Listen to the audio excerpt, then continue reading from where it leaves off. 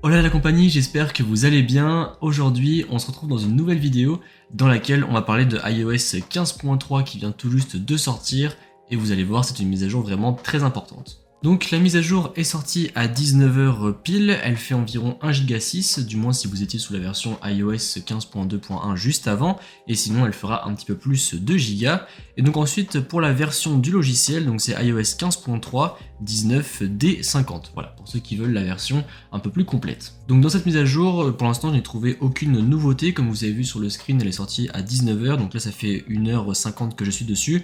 Pour l'instant je n'ai pas trouvé de nouvelles nouveautés, j'ai l'impression que c'est un petit peu plus fluide encore que la version d'avant, donc c'est peut-être juste un effet placebo, je sais pas, mais j'ai l'impression que c'est un petit peu plus fluide. Et par contre, comme je vous le disais, elle corrige une très grosse faille qui est d'ailleurs également corrigée sous la version de iPadOS, puisqu'il y a également iPadOS 15.3 qui est sorti, mais également sur macOS. Alors je ne sais plus c'est quoi la version de macOS, je crois que c'est 12.2, mais je ne voudrais pas dire de bêtises.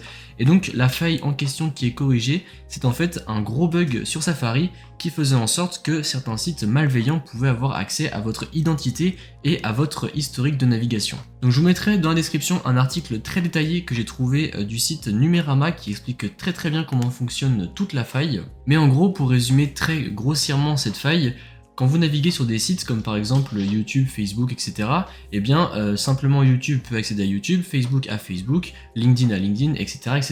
Et là, avec cette faille, eh bien YouTube pouvait par exemple avoir accès à des contenus de Facebook, et des contenus de LinkedIn, etc. Donc encore une fois, je grossis bien évidemment et j'amplifie la faille en question, mais c'est pour vous dire que c'est vraiment très important de faire cette mise à jour rien que pour ce correctif de bug là.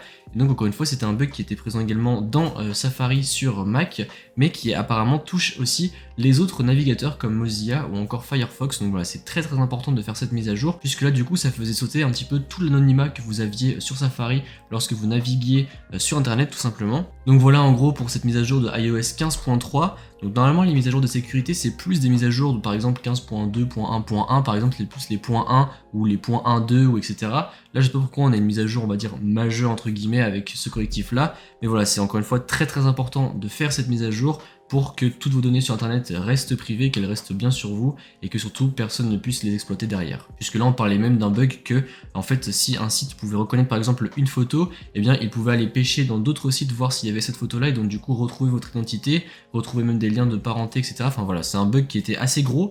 J'étais même pas au courant qu'il y avait ce bug dans iOS 15.2.1, enfin du moins toutes les versions avant iOS 15.3. Et en fait en lisant l'article j'ai découvert l'ampleur de la faille qui est encore une fois très grande.